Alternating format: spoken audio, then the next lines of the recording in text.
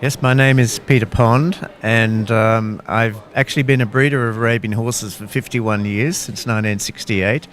And I first became a life member of WAHO in 1971, so I was fairly young. And my first conference for the World Arabian Horse Organization was in Malmo in Sweden in 1974. I was a representative for the Arabian Horse Society of Australia many times at the conferences from then on. And in 1996, I was appointed to the Executive Committee of the World Arabian Horse Organization. I've held the positions of Secretary, Vice President, and now President for the last 4 years.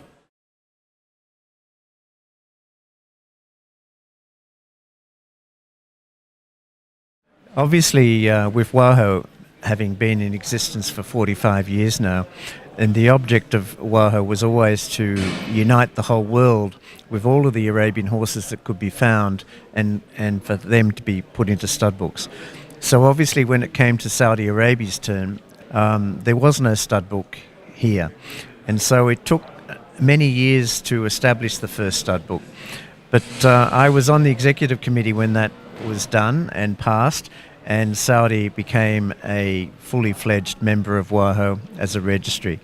Obviously, I think that was probably around about 96 or thereabouts, 97 maybe. We have 72 registries, so I can't remember.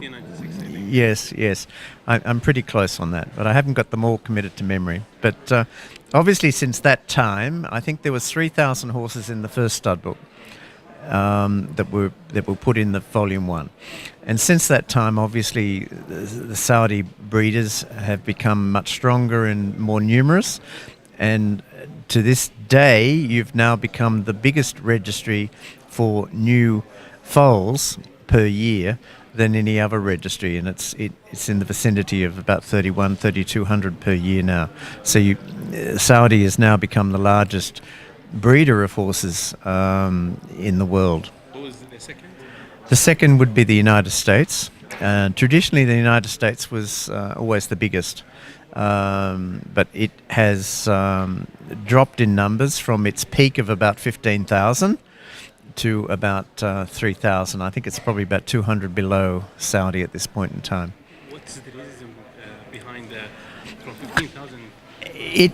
The shift in breeding numbers-wise has shifted from the Western countries like traditionally Canada and Europe and America and Australia to the Middle East countries in particular.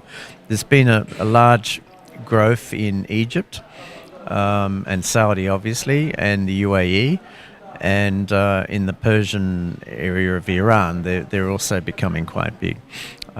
So the shift in numbers has moved geographically, and it's probably to do with economics and the general economy sometimes in different parts of the world. Plus, you've had a lot of breeders that have retired or passed on, and they haven't necessarily been replaced with breeders that are breeding the numbers that the older breeders used to have, or they don't have as many mares as some of the older breeders used to have. I'm at 51 years. I'm now in that group of people that once we go, we're not necessarily being replaced with the same sorts of numbers like there was in the 70s and the 80s. So it's a different era, and people maybe have 10 mares instead of having 30 mares or 40 mares, and so there's smaller studs breeding fewer horses than they were in the past, except for countries like Saudi.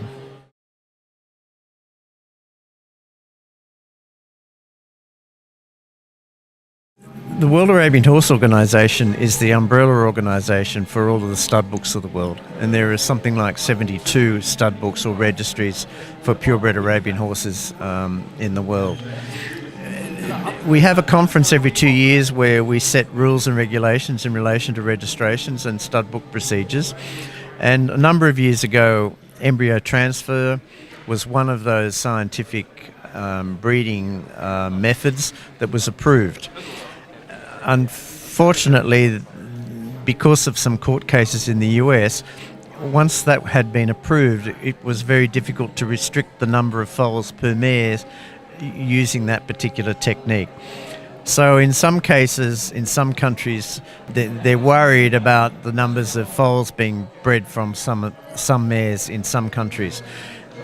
At the last conference 2 weeks ago in Australia, as the WAHO registries, we did discuss this issue and see what we could do about restricting the numbers again from being unlimited to maybe one natural foal and one ET foal. But unfortunately, the laws in a lot of countries may not now allow that, now that the technique has been approved.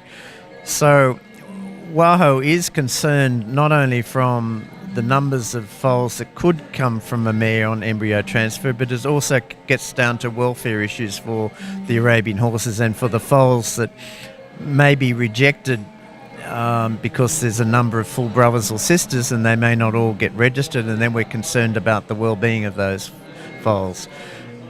We're hoping that through education, if we cannot restrict it, but with education we can educate the breeders to be more sympathetic to the technique and therefore to self-restrict themselves. We as an organisation know the statistics and we don't think it's totally out of control. It's just in some local areas, in some countries where the technique is used quite a lot, that it's probably going a little bit beyond what should be sensible, and it would be better if it could be restricted. But we'll try this through education and through following up on the welfare issues and making people aware that there's consequences to all of this.